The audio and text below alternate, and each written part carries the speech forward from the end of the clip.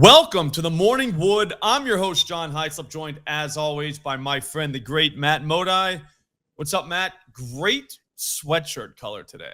Yeah, I was going to make the comment. It's like Sunday Tiger. It is. It really is. It was great, too, because when we get to the results portion of the show, Yep. our sweatshirts match that. Actually, let's just do it right now. Throw it up there. There it is. What did you have? What did I have? I had Rodriguez, who did nothing. I don't even think he had a good one. Oh, and I had Alonso. Yeah. So we both had Alonso? We both had Alonso, and we both had Merrill. Okay, so I had Merrill too then. Well, Merrill didn't play. Yeah, so that shouldn't even be red. That should be a gray one. Yeah, it's updated to gray, yeah. Okay, because I'm looking at red right now. I'm like, wait a minute, guys. Wait a minute. We have a problem. But yeah, so a little bit of red there. Merrill would have hit a home run. Cronenworth hit one in his place, so I always give that to the guy that would have been there. Correct. That's only fair. And then Pete Alonso hit a ball literally 113.9 miles per hour last night. It was a double. I believe that was the double that he hit. Yeah. But if that thing, I mean, come on, dude. He hit a ball 100, like we called it, and it doesn't clear a fence because 113, that's gone everywhere. Yeah. You know what I mean? Like that's out of Yellowstone. So definitely would have been out of Citi Field. But yeah, it is what it is. That's betting dingers though. So to you guys out there that are trying to bet dingers, I've already noticed a hell of a fall off, and it's April 8th because that's dinger life's not for everybody. And you have nights like yesterday is what it is. But I mean, if you have a bankroll management plan, which you better have, you'll be fine. If you don't, then you've probably already not even watching this video anymore. So it's safe, you know what I mean? But I don't know. I'm still going dingers tonight. Actually, might be splitting it up, but I'm going to see what you do first. Go ahead. Yeah, I'm going dingers. I will not be deterred. Maybe when the playoffs start, I'll go back to start doing some NBA if we still get crappy weather, but not right now. And I'm going right back to the guy we just talked about. I'm going right back to Pete Alonso. As you already mentioned, he hit one 113.9 miles an hour off the bat, 18-degree launch angle. He gets that like 2 degrees higher. Like we talked about pre-show, that ball might legitimately kill someone if it lands in the stands. So props to him for keeping it low because he didn't want to commit murder. Just bring a glove. If you're going to sit out there, keep your head on a swivel. That's true. But not only that, he had another hit that was 107.5 miles per hour off the bat. That was a 13-degree launch angle. Like he just gets those up a little bit more. And again, those are clearing fences. This is not a great weather game. I'm going to get ahead of that. It's cold. It's cold in New York. It's like mid-30s. But when you hit a ball 114 miles an hour, the weather won't stop that one. Like he just need to get that launch angle up, and that would have been gone. Mm-hmm. So I feel good about that. He's going up against Connor Gillespie, who I looked into this yesterday because at the morning it wasn't confirmed who was starting, but Gillespie is absolutely a dong ball guy. He's only given up 1 in 10 innings pitched this year, but his last start, he got rocked. He allowed 3 barrels, which is a lot. He allowed 7 hard hits, like a hard hit rate of 53.8%, which is a lot. And Big Meat Pete is hitting the piss out of the baseball. So this is one of those ones where I'm going to go against the weather. I'm going to say when you get a hold of a baseball, the weather's not going to stop that. So give me Big Meat Pete. I should have mentioned the price. It was plus 350 at FanDuel. I like it. What do you say to the other amateur weathermen that say the wind is blowing out towards right field, making this more of a Soto game? I could see that. That is true. That is true. And Soto did also hit a nuke yesterday. I'm not gonna talk anybody off of Soto. I think honestly they're interchangeable, and I went with Pete Alonso probably a little bit out of stubbornness because like if Soto hits one today, I'm gonna be like that, and I didn't bet it. I'd be okay with that. If Alonso hits one today and I didn't bet it, I would not be okay with that. So that's kind of why I chose Pete Alonso. What if Soto hits one but Alonso doesn't? Are you gonna be fine with that? Yes, I would be okay with that. Taking Soto because of the wind. Yeah, but like I said, I couldn't live with myself. I can't here, Matt. I'm trying to put your brain in a pretzel. You're doing great. No, keep going. Thank you. Well, no. If I would have been okay with that because I knew I wanted to go right. Once I saw that Pete Alonso hit 2 nukes yesterday, I knew I was going to bet him, and I didn't want to have 2 people in that same game. I hear you. What if they go back to back and you could have had 2 people? Does that make you like sick a little bit? But you know, the haters, hindsight's always 20/20. Captain Hindsight's going to come in here. But you know, you bet an NBA play, 8+ assists, Guy gets 10. Somebody comes in the comments, say you should have bet 10 plus. Mhm. Money still counts all the same. That's true. Okay, I'm going to move on. I don't really believe in weather or wind. It's all a scam to make us like not bet certain guys that hit home runs. I'm going to take Gunnar, though, okay? Plus 440 at FanDuel. He's playing inside, so none of that matters anyways. It's finally Gunnar time, and I could not be more excited. He's the centerpiece of the Circle of Trust, so I'm glad he's back. I know the haters are going to say that he hasn't hit one over the fence yet, but it's happening soon. Okay, he's demolishing the baseball right now. His average exit velocity is 99 miles per hour right now. That's better than Ohtani and Schwarber. Better than both of them.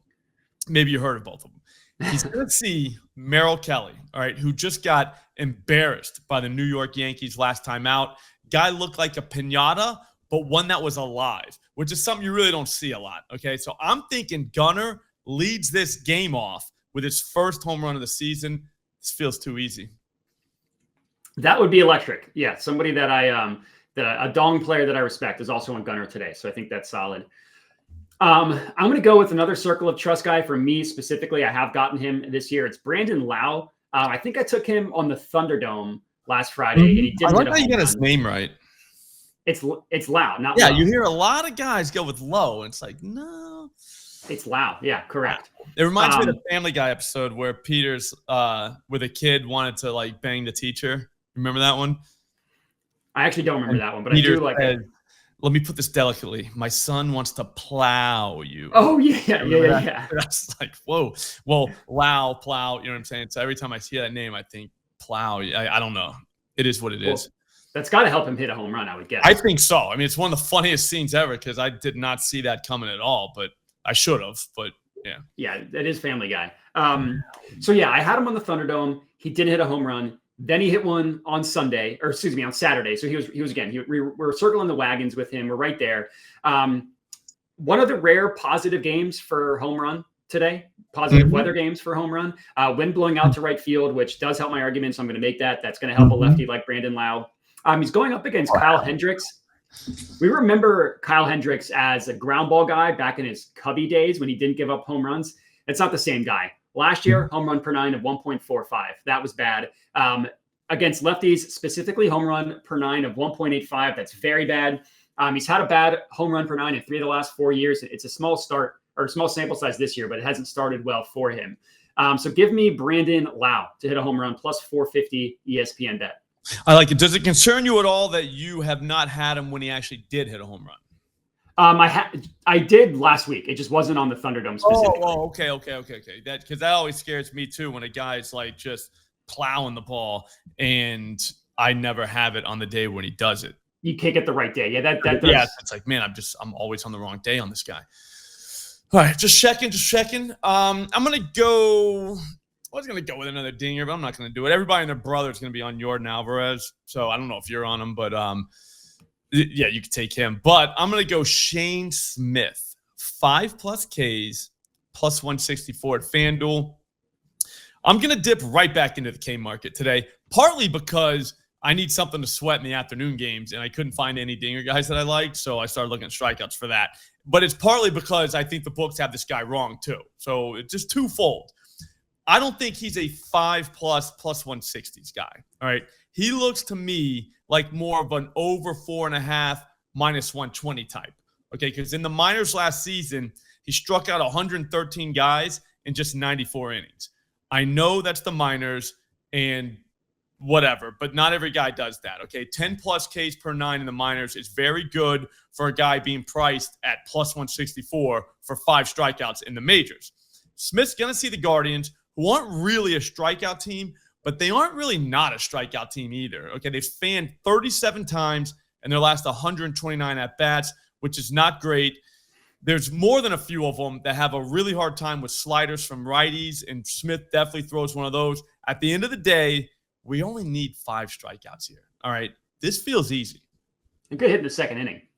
It really could. I mean, it could get it in the first. I mean, it's going to take some things that have never happened before, but technically it could happen. Technically, it could happen. All right, my last one, got to go with the Jackson. Not Merrill, though. We're going to go with Jackson Cheerio. Okay. Home run. No Holiday, huh? Not yet. I need to see him start hitting baseballs before I'm going to bet on him. Me too. Yeah. And Jackson Merrill's got some hamstring tightness. That's a little bit scary. But anyways, Jackson Chourio plus 500 at looks like that's now best offered at BetMGM. It was ESPN Bet earlier, but you can get plus 475, so that's close enough. Mm-hmm. This is the best weather game of the day. It's played at Coors, and it's based. And somehow Denver is the only part of the country that's not cold. It's in the mid 60s in Denver, perfect for carry. We all know we love a good Coors game. Jackson Chourio is coming off of a game on Sunday where he just hit 2 home runs. Now, he didn't play yesterday, so that was his last game. That doesn't scare me off. I know some people, they don't like to bet guys that have just hit a home run. I'm not scared of that. It's got a great matchup against Kyle Freeland. Freeland loves throwing home runs. It's his favorite thing in the world. He has been admittedly good to start this year. He hasn't allowed a home run in both of his starts. But not yet. I'm not here to believe that he's just not going to be a dinger guy after his last 2 years. Did you dive into any like nerd stats on him? Like, is he giving up like hard ones that just didn't go over the fence? Because that happens. Not a ton. I did look into the nerd stats, and that hasn't been the case. So he has been good, but it's 2 starts. Guys have had 2 good starts before in the year. Yeah. It's the bigger sample size for me. Last year, home run per 9, 1.75. That's terrible. The year before, home run per 9, 1.68. That's terrible. We also get the lefty on righty thing. Jackson Chourio actually, and admittedly, Chourio was better against righties last year, but he was a rookie. He's going to start hitting lefties this year. And he hit the absolute piss out of the baseball again, his last game where he hit 2 home runs. And the biggest thing here, the top 2 pitches for Freeland when he throws to a righty is a sinker and a 4-seam fastball. His sinker doesn't sink. So we call that a stinker. It's just a total meatball that's just ready to get plowed. And Jackson Chourio hasn't faced a ton of sinkers off of lefties this year. The ones that he has, 97 miles per hour off the bat and over 100 miles per hour off the bat. And then he crushes fastballs. He crushed fastballs last year. So Jackson Chourio to hit a home run plus 500. Man, I feel like we just swept. Did you get that feeling feeling like when you said Jackson Chourio? Yeah, I did. I knew about it when I said Shane Smith, though, because you already knew you were going to use Jackson Chourio. Yeah, I knew I was going to go 3-0, so I just needed to see who your second one was. Yeah, nice. That feels good. All right, man, I got to get out of here. I got to find some more bangers. I'm going to try to put together a millie with the games that actually have like decent weather, even though I don't believe in weather. I'm still going to try and work around the weather. But that should be out soon. We're going to be back at 3 p.m. with Matty Chucks. We're going to talk Profit X. There's a lot of NBA tonight, so we'll probably be able to find plenty of bangers there.